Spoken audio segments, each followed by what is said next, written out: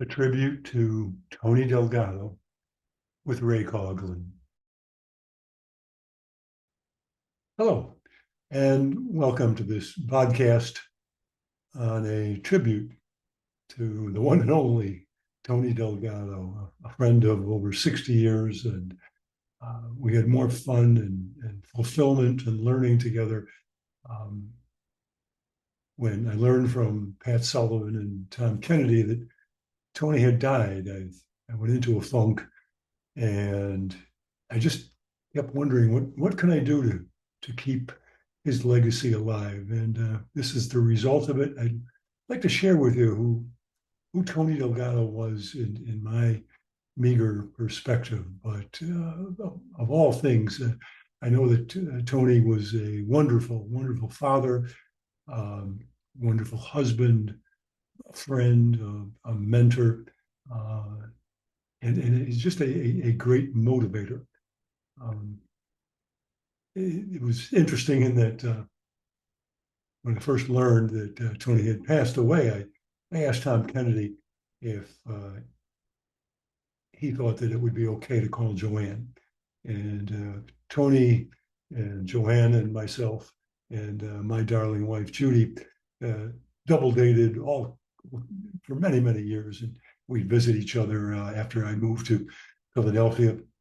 And Tom said, absolutely. So I texted her and said, Joanne, I'd like to call.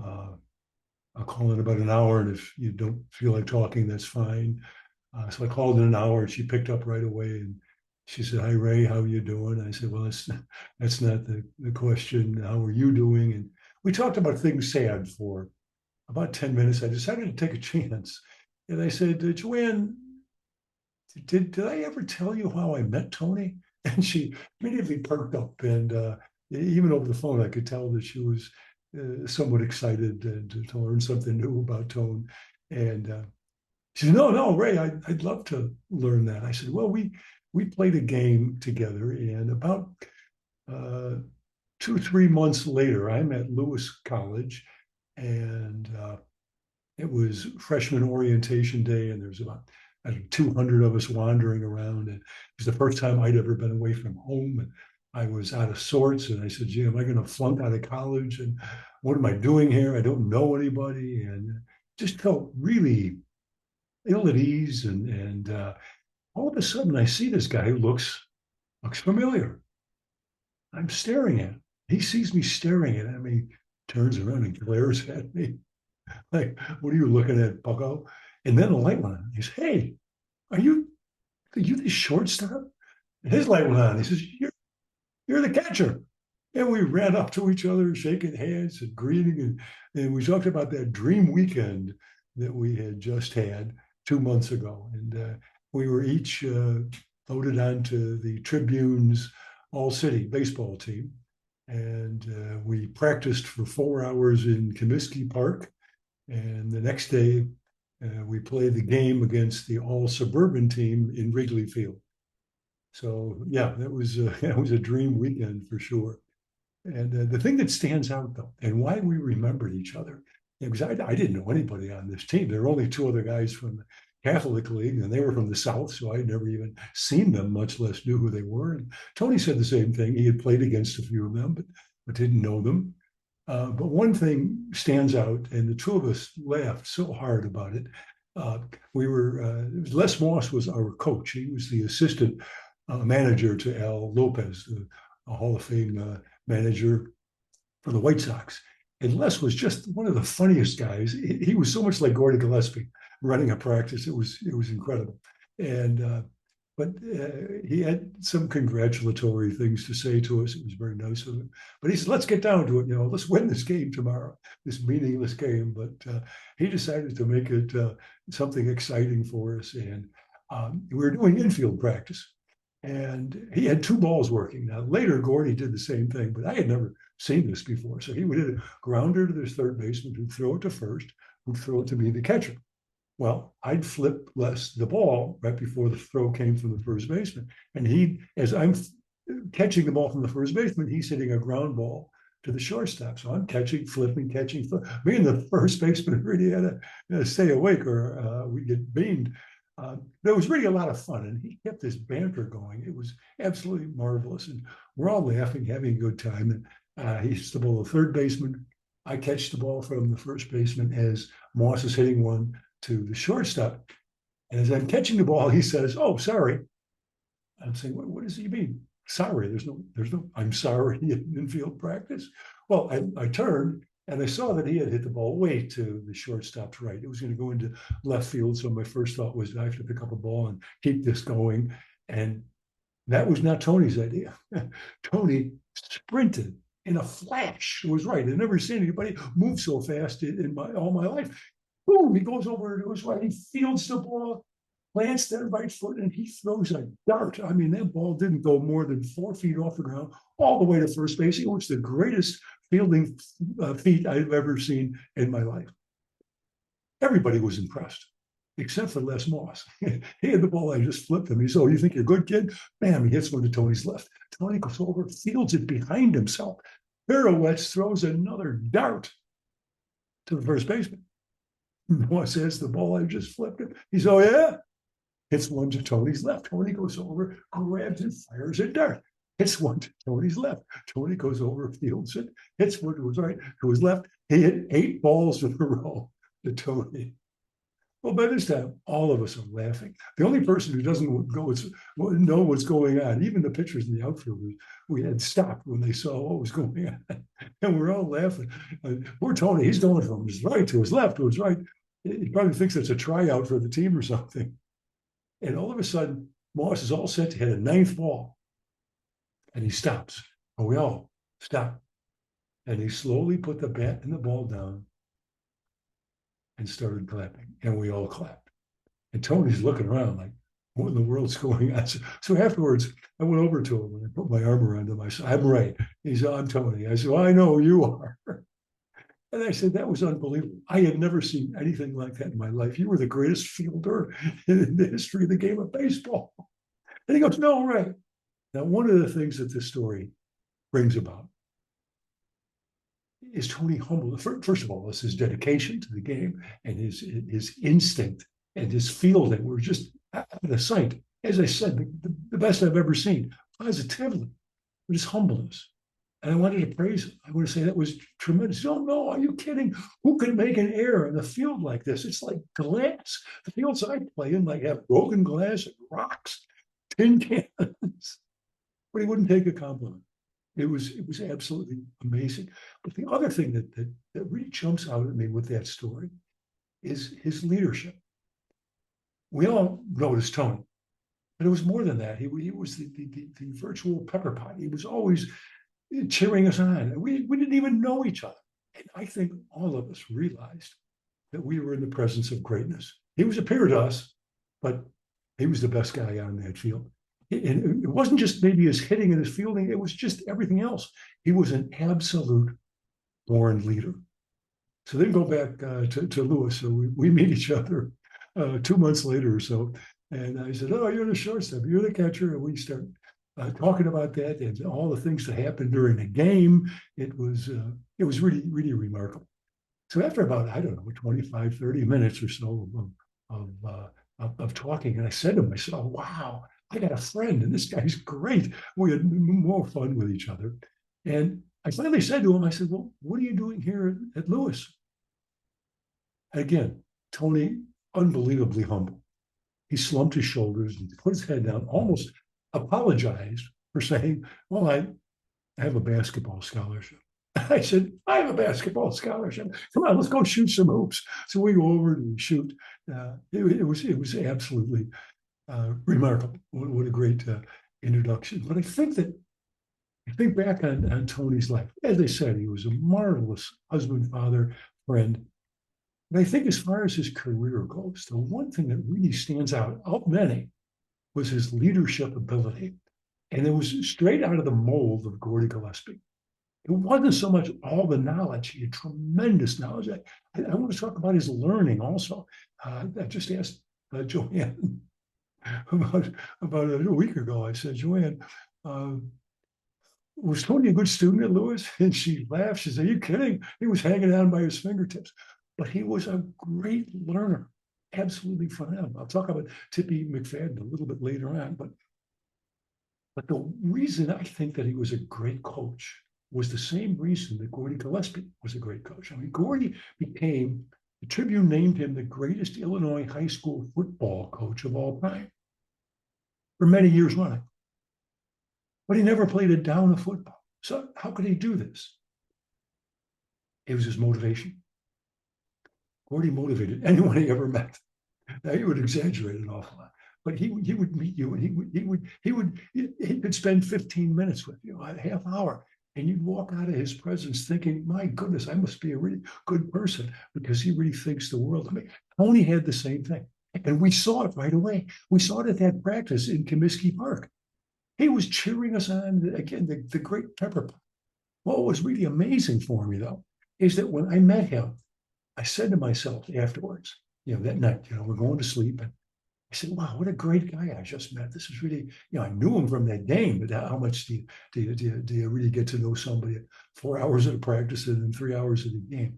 And I said, wow, I can't wait to watch this guy play baseball every single day. So even as a young 18-year-old, I think I knew that this guy was really something special. But even more than that, then on the basketball, as a freshman, Tony showed us exactly those same leadership skills he had. Every practice, he was all over the place. Congratulate, you made a great shot. He's the first guy over there saying nice going. And it was infectious. I really have to admit that. Two things happened to me. I was literally the 13th man in a 12-man basketball team. And I knew that because when Gordy would split us up into two 5-man scrimmage teams, I'd be the one sitting down. And my brother, who was my hero, was 10 years older than I, and I just loved Pep to death. But he kept saying, Ray, listen to the coach. Do everything that he says and do it in spades and learn everything. And I had a peer mentor. I watched Tony Delgado every single day at practice, and I learned from him. I watched him. I had listened to Gordy, and I watched. One crazy thing happened, and Tony and I talked about this. There was a loose ball, and Gordy went nuts. I'm sitting down and watching this. There's a loose ball, and nobody dove for it. They all try to run over and try and pick it up. Gordy screamed. The veins came out. I got it. I talked to Tony after that practice. I said, that was really interesting what the coach said about it. He said, oh man, he says, next time there's a loose ball, I'm going after it. Oh, whoa, if Tony Delgado is going to go after it. And I talked to my brother. I told him the story. And he's right, you got to go after it. I said, no, it hurts. Your elbows are against it. The next day, I finally get in. There's a loose ball. And my brain said, go for it. And my whole body said, don't do that. It hurts. Sure enough, Tony wasn't anywhere near the play, so he couldn't have done for it. Sure enough, Gordy went nuts again. And I looked at Tony and our eyes met. And we made a pact. If there's another loose ball, you better look out for me because I'm going after it. I'm going to knock your butt away from it. Sure enough, within seconds, there was another loose ball. I dove for it. Gordy picks me up. I said, look at this guy, Cogler. He probably wanted to say, this guy's got no chance to play in the game. But he dove for the ball. Well, guess what happened? Gordy finally started noticing me. And Tony and I would talk after practice all the time. And then in baseball was the same way. But I would say it was his leadership, but it wasn't even just basketball. Then we started baseball. And now notice that Tony played the two positions in those two sports that require the most knowledge and ability. The point guard has to keep everything in mind. The point guard's got to be watching all other 9 players all the time and listening to what the coach has told them. The shortstop, of course, you always put your best athlete at shortstop. Well, that was Tony. I had two leaders. Actually, when I go back to it, that basketball team had a senior captain in Tom Kennedy, probably the best basketball player. Now, take it back. He was the best basketball player I ever saw. But he and Tony were the two leaders on the team, the senior captain, but also the freshman. That's almost unheard of that a freshman. I can remember once the great 1989 basketball team we had here at Temple University, and John Chaney. I got to be kind of good friends with John, and he said, Doc, he used to call me Doc. Doc, I just talked to Howie Evans. Now, Howie Evans was the senior. Starting that season, John had 4 seniors and a freshman. The freshman was Mark Macon. Mark Macon became one of the best ball players in the history of Temple University and played in the NBA for many, many years. He's written up in Sports Illustrated as a freshman. And John looked at me and said, "No, Doc, I went to Howie." The point guard. Now, the point guard for John Chaney was sacrosanct. He said, "I went to Howie right before the season started." He said, "Who's our go-to guy when we get down with 30 seconds to go?" He said, "Oh, coach, it's Mark, the freshman." That was Tony. As soon as coach said that, I said, "That's Tony Delgado." It was probably only a week or 2 or 3 into our first practice that I'm sure Gordy said, "He's my man. He's going to take care of my offense for me." In baseball, it was the same way. I'm sure Gordy looked at Tony and said, "I think I've got my leader." We had 2 leaders on that team. The other was Eddie Spezio. And the 2 leaders couldn't be more far apart. Tony was talking, he was gabbing, he was cheering. He was, as I said, a continual pepper pot. Eddie was the silent one. But here's Eddie. So my first baseball practice, we were practicing in cold Chicago in this gym, and Gordy had 2, a real tiny gym, and a former gym, former library, but now a kind of a gym. And he had 2 hitting stations going with rubber balls. And there's nothing more boring than catching batting practice, I want to tell you. I mean, you catch every 4th or 4th pitch, you throw it back to the pitcher, and that's it. Anyway, one guy jumps in, and each of us takes 7 hits. It's preseason, so you're just trying to make contact and get your timing down. So I hear the ball hit the bat, boop, boop, and hit the wall, boop, boop, and you take 7. Next guy, and maybe the 7th guy jumps in, and I want to tell you, that bat went by my head. So now I'd been catching for maybe 10 years. That bat went by my head so fast, scared to live in daylights. And I didn't hear boop, boop. I heard boop, boop, boop. And I looked up, I said, "Oh, this must be the guy they're talking about, Spezio."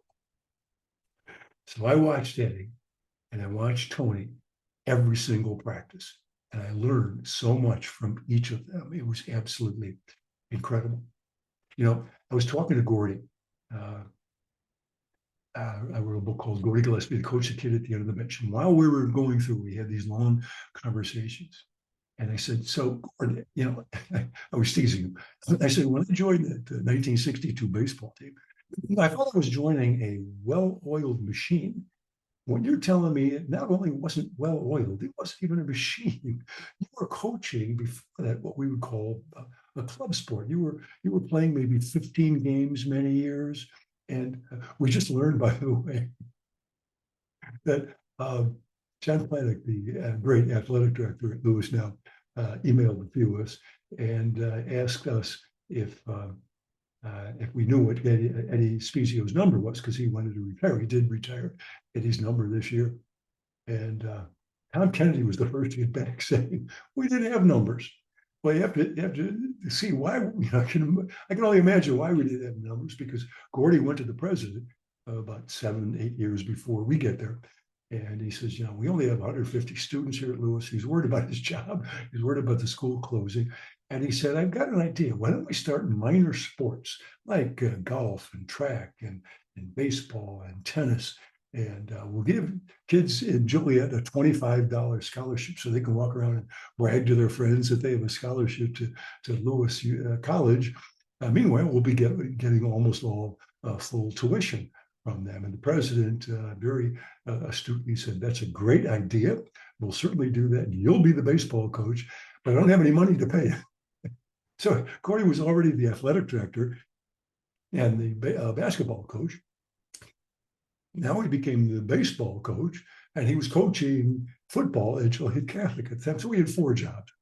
And so I can see him going, and he has to order uniforms, he has to order bats and balls, and he has to find a field. Well, we had a field, but he had to fix it up. And I can see him talking to the guy. He needs 30 tops and pants and socks and everything that goes with it.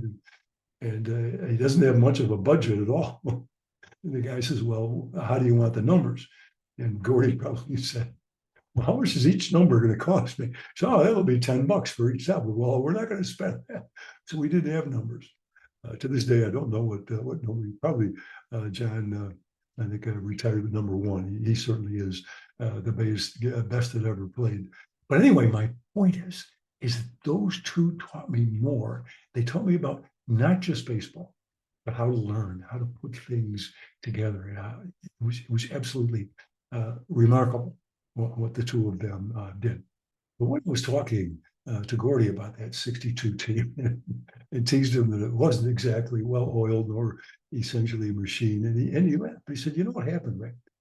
At the end of that 61, the previous season, I took a look at what's happening. I had a bunch of really good ball players. I had the great Tom Kennedy at first base, Kenny Malarkey at second base. I had some really wonderful outfielders. Bob Bachman could run like a deer and was one of our best hitters. Had some really good players coming back next year. But I also had this Tony Delgado, all-city shortstop, probably the best fielder in the Chicago area. And I have the great Eddie Spezio transferring from Illinois. I'm going to have in Kennedy, Malarkey, Delgado, and Spezio, I might have the best infield in the Midwest, maybe the country. Then I had a great pitcher in Pat Sullivan, all Joliet area. Great Tom Deaton, returning pitcher. He said, I better get on the phone and schedule a few more games. So can you imagine him calling the athletic director at Illinois, one of the great Big Ten schools, and saying, all right, I'm the athletic director and baseball coach at Lewis College. And the athletic director probably said, what's that? He said, oh, would you play me? And so finally he convinced them, and we beat him. In fact, Gordy beat him 6 years in a row, and then they dropped us from the schedule. But just the way he talked with reverence about the players on that team, and the more I talked to him about that 62 team, we ended up finishing third in the country. And how in the world he ever expected us to beat Illinois, Eastern Illinois, Illinois State, then called Illinois Normal. In the tournament, we beat Sam Houston State, school of 25,000, Florida A&M, all schools that are Division I now. How in the world did he expect us to beat those? Well, we didn't know any different. We just went out and beat them. But it was really absolutely remarkable. I think early on also that Tony and I, even though we were incredibly naive, neither one of us were all that good a student. Tippy McFadden took me under his wing and showed me how to study. And I had a pretty nice background in studying at St. George, but I was a muller. I was a deep thinker. I took my time thinking. And so I didn't do well in the fast-paced high school education. All my classmates would raise their hand before I did. And I never thought I was very smart, but Tippy convinced me. I don't know how in the world he did it, but he convinced me that I could. But Tony, but Tippy, I'll tell you a little bit later about what Tippy said about Tony Delgado. But the whole idea of learning was absolutely almost ingrained in us. Tony and I realized that we were in the presence of greatness in Gordy Gillespie. We used to fight guys to get into the car with Gordy. We would take trips all the time, long trips. And we just loved riding with him. Tony and I played with him for 8 seasons. We think the only other player to do that is Tom Kennedy. But Tony also played. Tony and I played with on Gordy's summer team, and so essentially we were with him 12 months out of the year. But we loved the man, absolutely loved him. Even as raw 18-year-olds, we would get in the car with him, and we would learn something all the time. But it was incredibly entertaining. Like I just said, Les Moss would keep you entertained But Gordy was the same way. He was joking with us, and we just had just marvelous times. In one long trip, we Gordy said something to us that really bugged us. Uh, in fact, I was just talking to Tony a few 6 months ago, right before Christmas, and I decided to tease him. So we're having this long conversation, and they're thinking about telling lies and all that stuff. And anyway, I said, Tony, let me ask you a question. He goes, okay. I said, do you know what the word hubris means? He goes, yeah, that's pride. I said, oh yeah, unbridled and undeserved pride in yourself. Yeah, yeah. Anybody that has hubris has something almost, the ugly face of pride, so to speak. That's hubris. I said, well, I have a story about hubris for you. He goes, really? I said, yeah, let me interject a real quick story that sort of sets it up. And I was just talking to my neighbor next door, and she's a delightful young lady. And she was saying, oh, Ray, I'm so proud of my daughter. She's a junior in high school, and she just tried out for the lacrosse team. And she made it, the lacrosse team. We have good lacrosse in this area. And she said it was a really tough tryout, all kinds of good players there, and it lasted 3 days. And she was so happy that her daughter made the team. Now, I told you that story to tell you this one. I'm talking to Tony now. I said, all right, we're coming back from our last basketball game in our freshman year. I think it was against Quincy. And Tony says, no, it was McKendree. All right, you got the better memory than me. It's from McKendree, but that's still a good 3-hour ride or so. So the game lasts till about 9:30, and we shower and go and have dinner. And so it's probably about 1 or 2 in the morning, right? He goes, yeah. I said, okay, so we're driving, and Gordy's getting us laughing.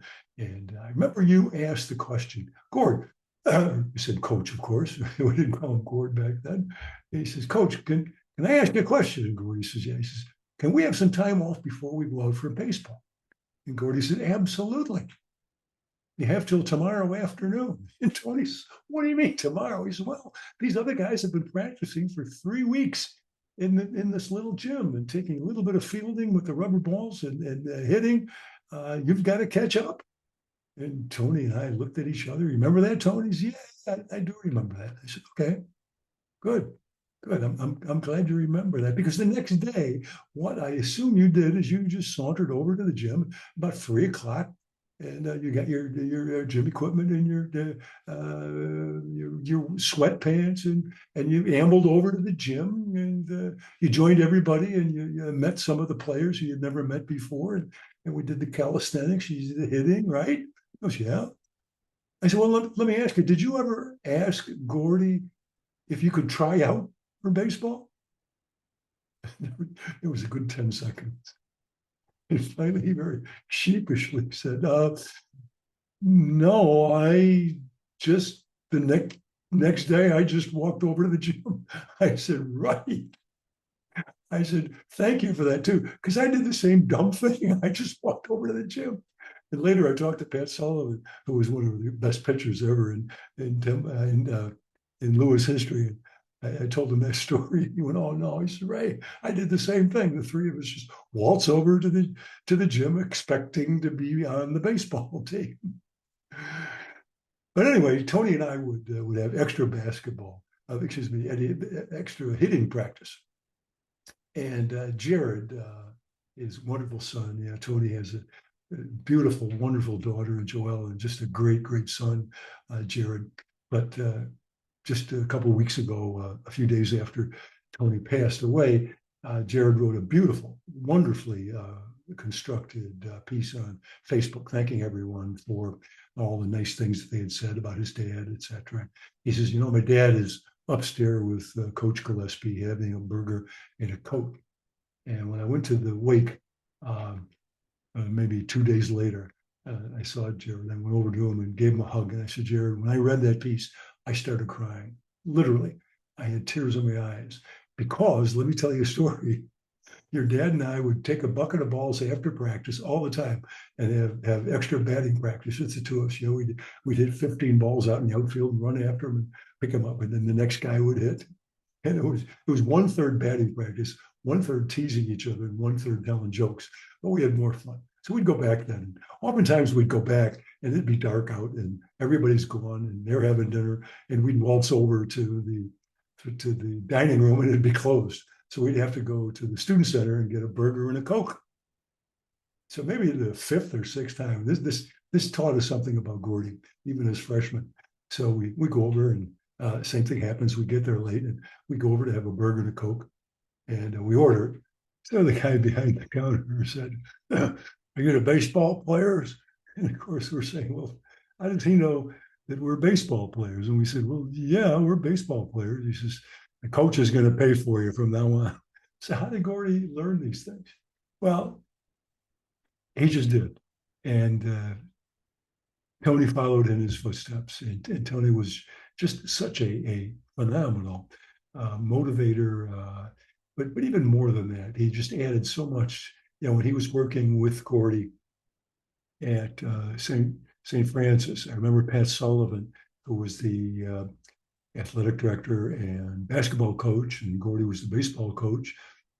Tony was the assistant baseball coach. And Pat said that whenever we had a meeting, between me and Gordy and maybe Dave Laquetta, the sports information guy at St. Francis, we'd get carried away. We'd be talking, and Tony would always bring us back on point.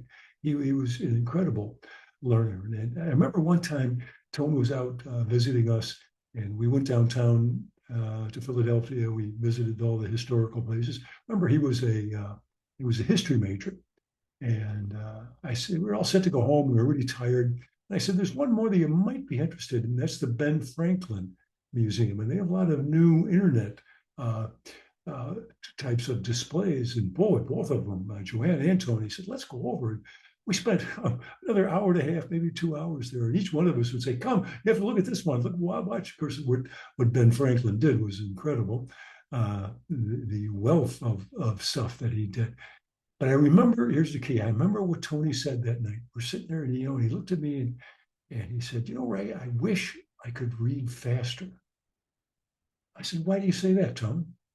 He goes, because there's so much I want to read, especially about history. And I could read twice as much if I could read twice as fast. So the two of us really started a very interesting tete-a-tete, because whenever I'd get a great a book, I remember I called him immediately when I finished Chernow's Grant. It was just a tremendous book. I said, Tony, you have to get this one. He'd call me with books and we'd share and talk about them. And he was a great learner. And in that way, he was tremendous with his players. Um, at the week we were talking with Tom Kennedy, and I was telling two of Tom's children were there, and there was another group. I said, Tom, you were a senior when Tony and I and Pat were freshmen, and you were a great mentor for us. And in his humble self, Tom said, me, a mentor? I couldn't be a mentor for anybody. I said, no, you absolutely were. We learned so much from you. And he says, well, I'm happy you said that. But Tony really became such a great mentor for all of us. And I remember talking recently. I called Mike Spinozzi, and if you know Mike, he became president of Sally Beauty. So you guys probably don't know what Sally Beauty is, but there's 5,000 stores around the world. Who knows what Mike was making at that? And I remember Mike one time when Gordy was inducted into a Hall of Fame in Joliet. Mike came up from Texas, where he lives. That's where the corporate offices of Sally Beauty are. And he came up, and the Chamber of Commerce in Joliet heard that he was coming up, and they called him and said, Mike, would you give a talk to our Chamber of Commerce? And Mike says, of course, absolutely, we'd love to. And then the Chicago businessmen heard about it, said, well, we want to come too. So they had to move to a much larger auditorium to handle the crowd that was coming to hear Mike talk. And here's Mike in his humbleness. And Mike said to me, Ray, what was the greatest part of that evening? They let me sit with Gordy. You imagine that. I was talking to Mike and told him that Tony had just passed away. And he says, Ray, it was unbelievable. Gordy never let on that he had a bad day. He was always upbeat. Every practice was just full of fun and effort and working. But we could tell. Sometimes something happened that day or whatever was happening. But Tony never had a bad day. Tony was always there, encouraging, wonderful. He made practice in games just absolutely delightful. Joanne just said something that was very, very pertinent, I think. I was telling her some of these stories, and Joanne said, you know what, Ray, though? Gordy learned from you guys, especially from you and Tom Kennedy and Eddie Spezio and Pat Sullivan. He was a young coach, remember when he started out? And he watched you guys and he learned from you. And I said, boy, Joanne, that's just a beautiful thing to say. I can see him learning a lot from Tony, but maybe not from me. But anyway, I just like to say thanks, Tony. Thanks for a great friendship and all you taught me. I'm really going to miss you. Now, if you're watching this and you'd like to talk to me about Tony and do a podcast together, I'd love to do it with you. I'm at Coughlin, Coughlin at temple.edu. God bless you, Joanne and Joelle and Jared. We love you.